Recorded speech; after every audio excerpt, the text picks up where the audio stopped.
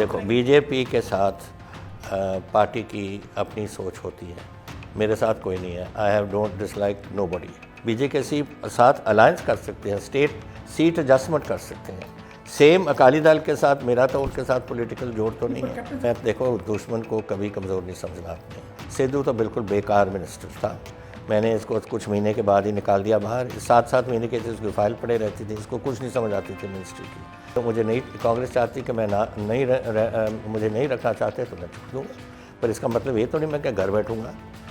जब किसी को जो इतने 50 साल कांग्रेस के साथ रहा हो, उनको आप एक रात में ही छुट्टी कर दो तो फिर मैं रिटायर होने वाला तो है नहीं।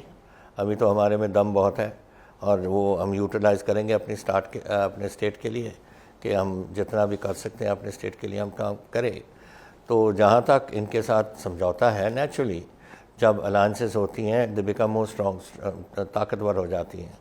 और उसमें मैं समझता हूँ कि बीजेपी के साथ प्रोवाइडेड किसानों का मसला उनके साथ ठीक हो जाए और वो रहें, और जो अकाली दल के हमारे एक सीनियर फैक्शन है, जो मेन अकाली दल बादल वाला नहीं, दूसरा कई लोग हैं बड़े सीनियर लोग, वो सारे इकट्ठे हो जाएं तो we can make a very formidable force बन सकती है। पर उसी बीजेपी के साथ जिसको आप हमेशा बुरा भला कहा करते थे, मैं जिसके कब खिलाफ किसी आपकी पॉलिटिक्स थी, कांग्रेस की पॉलिटिक्स बीजेपी के खिलाफ रही है। नहीं, ठीक है, उसी बीजेपी के साथ अब गठबंधन देखो बीजेपी के साथ पार्टी की अपनी सोच होती है, मेरे साथ कोई नहीं है। I have don't dislike nobody. I have got friends in the communist party. मैं कम्युनिस्ट तो नहीं हूँ, मेरे पास बीजेपी के दोस्त रहे हैं, अकाली दल के दोस्त रहे हैं, मैं अकाली दल में तो नहीं हूँ। तो माई पॉइंट इज़ ये, why do you go to personal issues. Politics होती है इशूज़ पे, not about people and religions. And BJP की अपनी सोच होगी, हमारी अपनी सोच। हम ऐसे तो नहीं कह रहे कि हम बीजेपी को ज्वाइन कर रहे हैं। बीजेपी के साथ अलायंस कर सकते हैं, स्टेट सीट एडजस्टमेंट कर सकते हैं।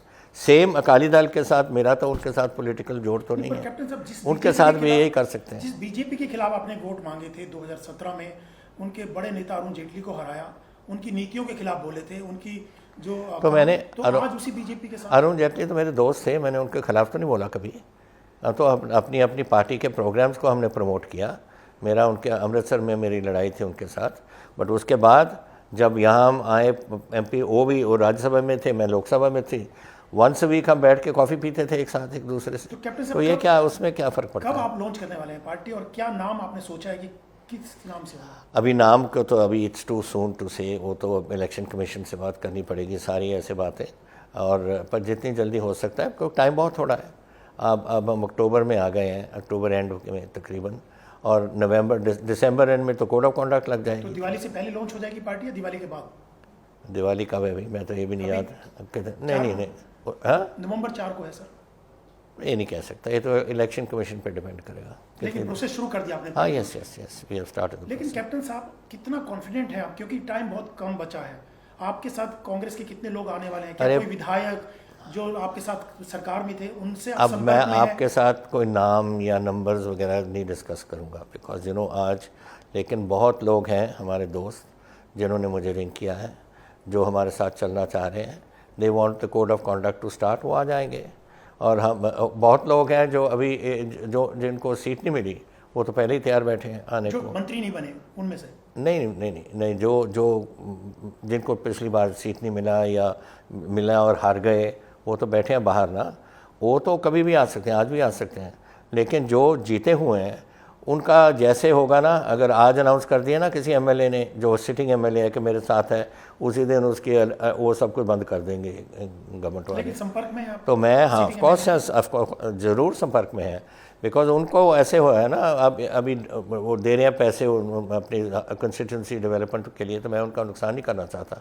लेट दिस फिनिश, फिर हम करेंगे। बीजेपी के नेताओं से आपकी बातचीत हुई है? प्रधानमंत्री नरेंद्र मोदी या नहीं, अमित शाह या BJP president please JP Nadda से क्या बातचीत हो? देखिए, मेरी पिछले 3 महीने में 2 महीने में मेरा ख्याल 2 बार मेरे होम मिनिस्टर से और 1 बार NSA से मेरी बात हुई है।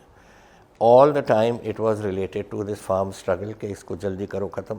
हमारे आई डोंट वांट कि इसका नुकसान कोई पंजाब में हो या किसानों का और नुकसान हो। एक साल से बैठे हैं बेचारे गरीब, कभी बारिश पड़ जाती है, कभी तेज़ धूप पड़ जाती है। 407 तो पंजाब के किसान मर गए इधर, जिनको मुझे मालूम इसलिए पता है क्योंकि मैं हर फैमिली को कॉम्पनसेशन तौर पे, कॉम्पनसेशन तो कभी भी नहीं हो सकती लेकिन उनकी मदद के लिए 5 लाख रुपए हर फैमिली को मैं देता था। तो मुझे मालूम है कि 407 किसान वहाँ मरे हैं इसमें, और एक परिवार से मैं एक को सरकारी नौकरी देता था। So I know that, but I want कि ये बात खत्म हो। कितनी देर तक बैठे रहेंगे बेचारे गरीब? अगर बात खत्म हो जाए, मतलब उम्मीद है आपको बात खत्म होगी, जो उनकी डिमांड्स हैं करना तभी पड़ेगा, बीजेपी के साथ जाएंगे करना आप, या पड़ेगा, उससे पहले बिकॉज जा इनकी सकते हैं? बातचीत हो रही है मेरे पिछले कुछ 2 साल से, और कई बार इनकी मुलाकात हो चुकी है। तो किसी टाइम ख़त्म होगी ये बात, और मैं चाहता हूँ कि जितनी जल्दी हो, बिकॉज सिक्योरिटी का असर है इस पर, उनकी अपनी ज़िंदगी का असर है, उनकी अपने। ये जो बैठे हैं, आपका क्या हाल है कि बड़े किसान हैं? ये तो छोटे छोटे किसान हैं बेचारे गरीब, एक आधा एकड़, 1 एकड़, 2 एकड़ तक। मैंने इस टाइम 2 लाख रुपए पर फार्मर अप टू जिनका 5 एकड़ तक ज़मीन थी उनको जिनका उनका वो था डेट वेवर मैंने दिया उनको। और वो जानते हो कितना है परसेंटेज किसान? 72% पंजाब का। 72% किसान, फीसदी किसान 5 एकड़ से कम का मालिक है, और वो हैं जो इधर गरीब बैठे हैं यहाँ। तो इनसे भी ख़त्म करना पड़ेगा। कैप्टन साहब, अगर खत्म नहीं होता मुद्दा, अगर आपकी बातचीत हुई है या खत्म हो जाता है, तब बीजेपी के साथ जाएंगे? अगर नहीं खत्म हुआ ये सॉल्यूशन, फिर तो I hope it will help, because it will happen, because मैं ऐसे कह रहा हूँ कि होना चाहिए, क्योंकि ये बात कभी ना कभी, देखो कोई भी झगड़े हों, कभी भी गड़बड़ हो, एंड में तो टेबल पे ख़त्म होती है ना, चाहे लड़ाई हो, चाहे किसी किस्म का झगड़ा हो। इनको ट्राइब्यूनल्स जो लगी हैं, पानी के मसले वगैरह सब बैठ के करना पड़ता खत्म होने के बाद ही बीजेपी से गठबंधन होगा, पहले? नेचुरली पहले तो मैंने तो ये कहा है कि पहले किसानों का मसला ख़त्म होगा, तभी हम बीजेपी के साथ अदरवाइज नहीं। अभी यस, अगर नहीं होगा ख़त्म तो फिर इलेक्शन कैसे होंगी पंजाब में, जब किसान कोई पॉलिटिशियन तो किसी घर में, किसी गांव में घुस नहीं सकता, उसको पत्थर पड़ते हैं, शीशे तोड़ देते हैं, सब कुछ। बताओ कौन सा पॉलिटिशियन गया है पंजाब में? कैप्टन साहब, एक बात ये है कि कांग्रेस से किसी बड़े नेता ने, किसी ने संपर्क करने की कोशिश की कि आप दोबारा से विचार कीजिए जो कांग्रेस छोड़ने की बात आपने कही है? देखिए, मैं अपने किस्म का आदमी हूँ। If I have taken a decision, I have taken a decision, मैं पीछे नहीं हटता उसमें। पर किसी ने कोशिश की आपसे बात करने की? 1-2 लोगों ने टेलीफोन करने की कोशिश की, लेकिन मैं नहीं इस बात पे नहीं मानता। देखो,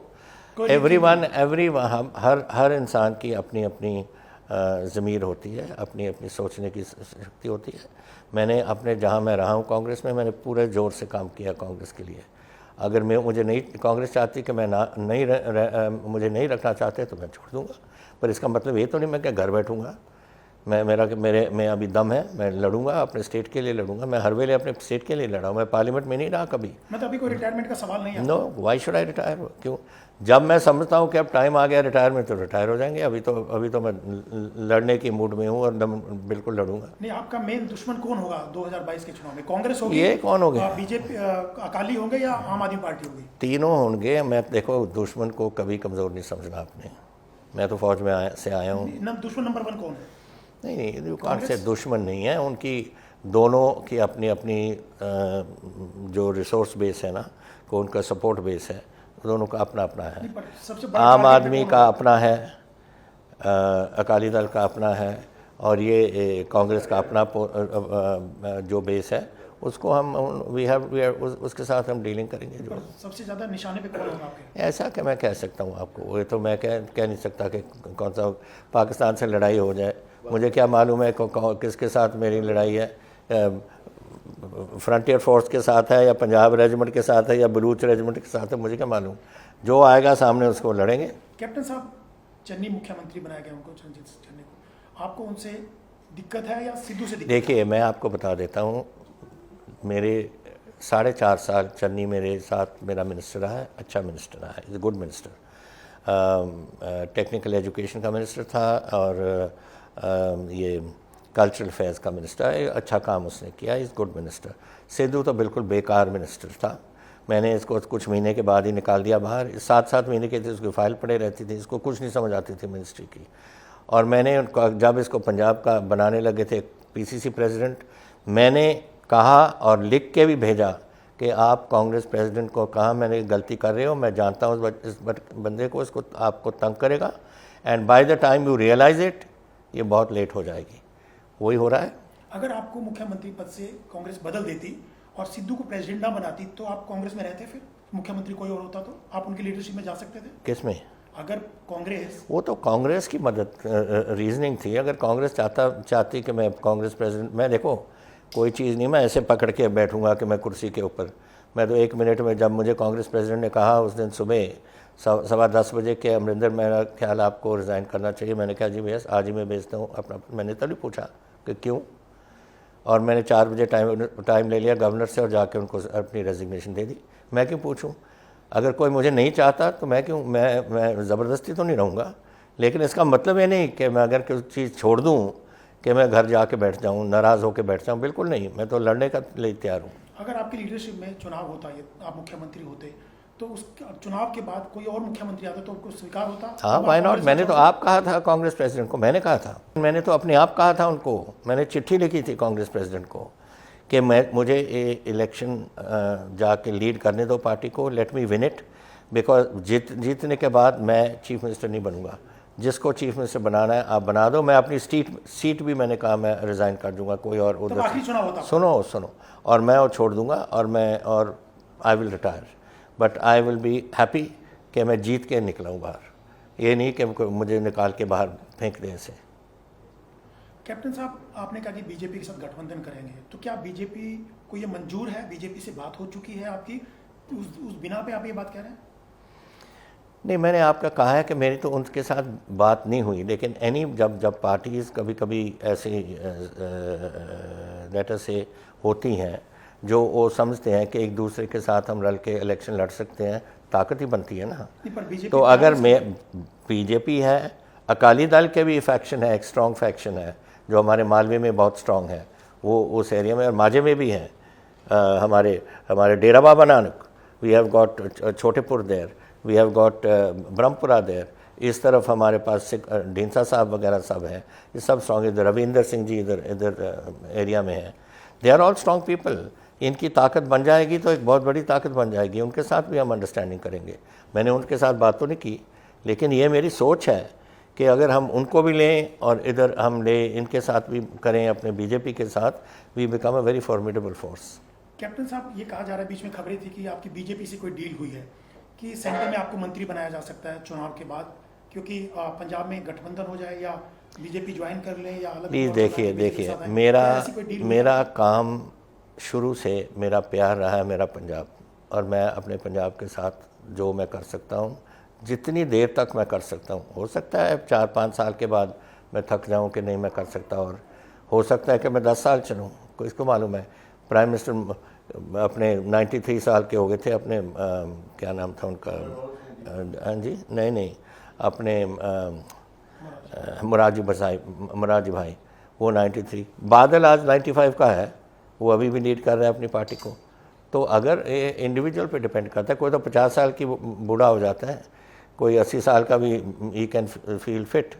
तो मैं अगर फिट रहूं तो मैं ज़रूर लड़ूंगा।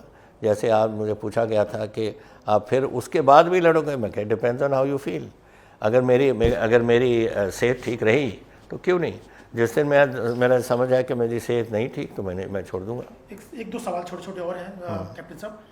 चन्नी मुख्यमंत्री हैं पंजाब के और सिद्धू प्रेसिडेंट हैं स्टेट के।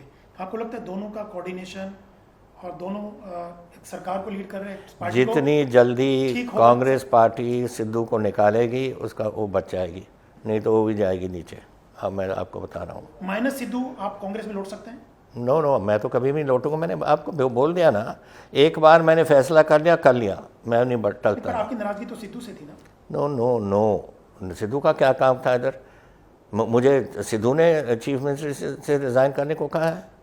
लीडरशिप को क्यों इसकी क्या ज़रूरत पड़ी थी मुझे कहने को? तो लीडरशिप में सोनिया गांधी से नाराज हैं आप, राहुल गांधी से नाराज हैं? No, it is I don't know who has taken, मुझे नहीं मालूम किसने डिसीजन लिया। मुझे तो सिर्फ सीपी ने मुझे सुबह के टाइम रिंग किया कि मेरा समझ जो 3 हफ्ते पहले मैंने अपना ऑफ़र किया था रेजिग्नेशन, उन्होंने कहा था नो यू कैरी ऑन, और फिर आके मुझे उस सुबह मैंने जब किया आप I think you should resign, I said fine मैं कर दूंगा। कहते I am sorry Amarinder, I said that's all right, आपको सॉरी होने की कोई बात नहीं। मैंने नहीं पूछा क्यों, मैंने टाइम मांगा गवर्नर को, जाके मैं रेजिग्नेशन दे दिया, ख़त्म। एक आखिरी सवाल, राहुल गांधी से कोई बातचीत हुई आपकी इस पूरे एपिसोड में? नो नो, मैं तो राजीव को और राजीव को मेरा ख्याल वो क्या नाम है उसका, नहीं जी वो कोविड से पहले मिला हूँ, उससे बाद में मिला ही नहीं कभी, मैं दिल्ली ही नहीं आया। तो कोई संपर्क नहीं था आपका राहुल ना गांधी से? कोई बातचीत नहीं ऐसे कभी टेलीफोन SMS कर दिया या कुछ कर दिया, बट और नहीं।